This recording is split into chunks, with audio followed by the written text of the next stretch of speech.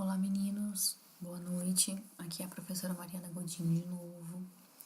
Vou passar agora as orientações para vocês sobre como desenvolver o roteiro da prática número 2, tá? Lembrando que esta atividade, ela é individual e para vocês fazerem, né, em casa, aí num jardim, numa área que vocês estiverem, tá? O tema é visitantes florais. E vamos lá então. Bom, essa primeira parte aqui, eu nem tirei aqui porque eu queria me retratar com vocês. Foi um erro. Essa primeira parte vocês não precisam fazer. Ela foi feita na outra turma que a gente teve uma atividade em grupo, mas para vocês não tem, tá? Então essa primeira parte é só vocês ignorarem, ok? Beleza, vamos lá. Então, a parte 2, visitantes florais. Aqui tem o conceito, o que é, né? Visitantes florais, então, são insetos, aves, até mesmo alguns roedores, que entram em contato com a flor em busca de algum recurso, de algum alimento, né? E durante esse processo, durante esse contato, eles acabam realizando um processo que a gente chama de polinização. O que é a polinização? É o transporte do grão de pólen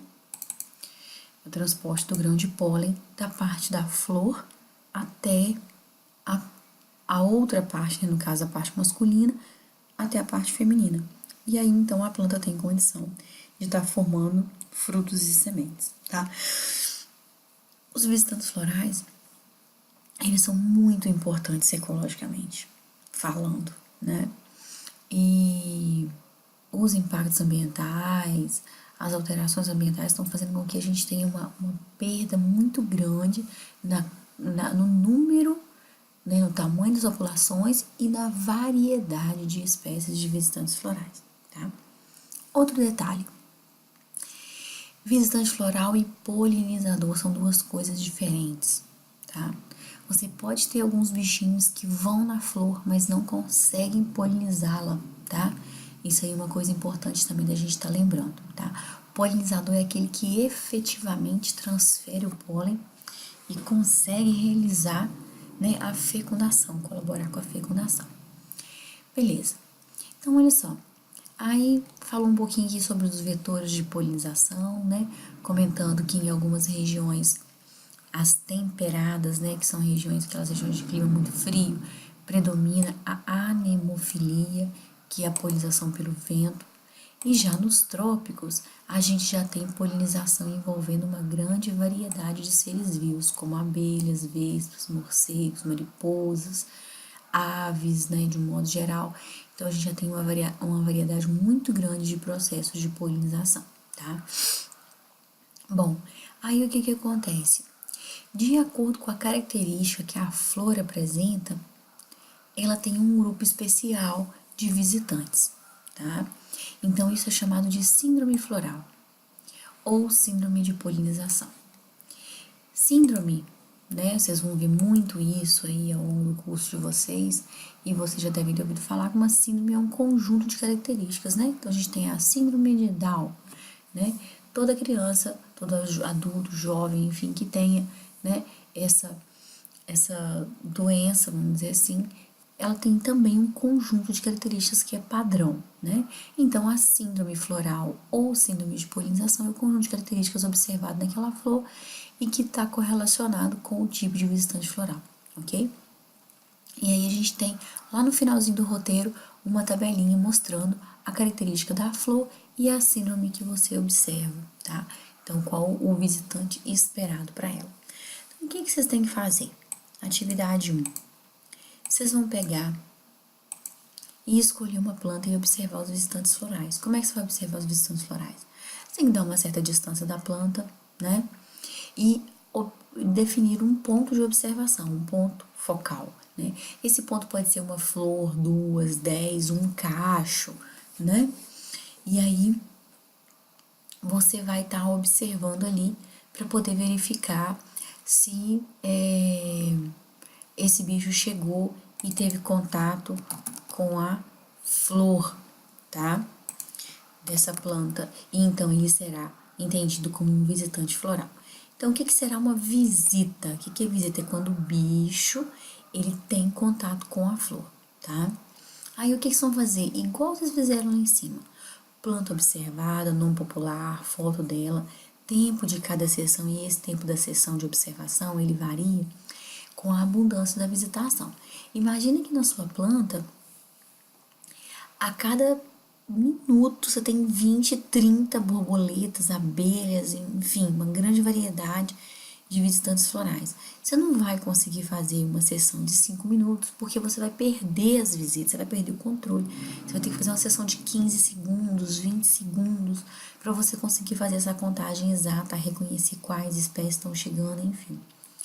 Então depende. Agora, se é uma planta que é visitada em intervalo de tempo muito longo, então a cada 5 minutos chega um bicho, você pode fazer intervalo de observação de até 15 minutos, né? Porque você vai ter condição de fazer essa análise corretamente.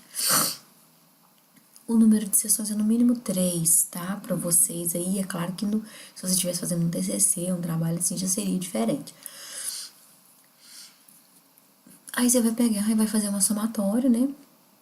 Vendo a soma de sessões, quanto tempo, o período de observação, o número de visitantes florais e o número de visitas observadas. Aí você vai colocar aqui aqueles dados e aqui embaixo você vai colocar, por exemplo, planta, jabuticabeira, número de visitas, você coloca assim, abelha, 1, 2, 3, enfim, borboleta, mariposa, aí você vai anotando. Então, por exemplo, você tá aqui com a listinha aqui, abelha, borboleta, mariposa. Aí, você vai lá, veio abelha uma vez, então você vai marcar um tracinho. Veio mariposa, aí você vai marcar mais um. Veio borboleta, você vai marcar mais um. E assim, você vai marcando quantas vezes cada bicho apareceu. Veio uma abelha de novo, você volta e marca mais uma abelha. Veio borboleta, você volta e marca borboleta, borboleta, borboleta, abelha. E você vai marcando quantas vezes teve para cada bicho. Assim você vai conseguir quantificar. Tenta fazer registros fotográficos e tal, beleza? Depois, na próxima atividade, você vai descrever, né, como você e o que você observou ali em forma de um texto, relatando, incluir essas imagens, pode fazer um gráfico, uma tabela, né? Enfim, da forma que você achar melhor aí descrever esse resultado, tá? E lembrando que da mesma coisa do outro relatório, os materiais que você usou, para que você usou, como que foi seu método, o seu resultado e as suas conclusões, né? Uma outra atividade vai ser uma leitura, né? Você vai ler um artigo e elaborar um resumo, né, sobre esse artigo, relatando direitinho o que você entendeu e tal. O objetivo dessa atividade aqui é você conhecer o assunto melhor, né? Você pode até fazer isso aqui primeiro, antes de você ir a campo. Beleza. Depois vem biologia floral. A biologia floral, como eu já descrevi lá anteriormente, não tem a síndrome floral, né? Biologia floral é a área da botânica que estuda a flor, né? O seu desenvolvimento, a fertilização, os visitantes florais, o desenvolvimento do fruto, o desenvolvimento da semente. Aí, tudo isso vai entrar dentro de biologia floral, tá? E o que a gente estuda em biologia floral, então? Sistema sexual. O que é o sistema sexual? É como que são distribuídos os órgãos sexuais dessa planta. Se ela é hermafrodita, se ela é uma planta monóica, mono quer dizer uma, né? Então, óico quer dizer casa, então ela tem flores unissexuais numa casa só, então você tem uma planta só com flores e estruturas macho e fêmeas na mesma flor.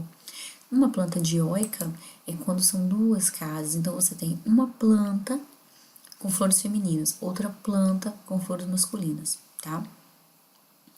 E a planta polígama é quando ela tem tanto, tá, flores monóclinas, que seriam essas flores hermafroditas, quanto flores díclinas, que são as flores separadas, as masculinas e as femininas, tá? Então você vai olhar e vai caracterizar qual que é o sistema sexual da sua planta.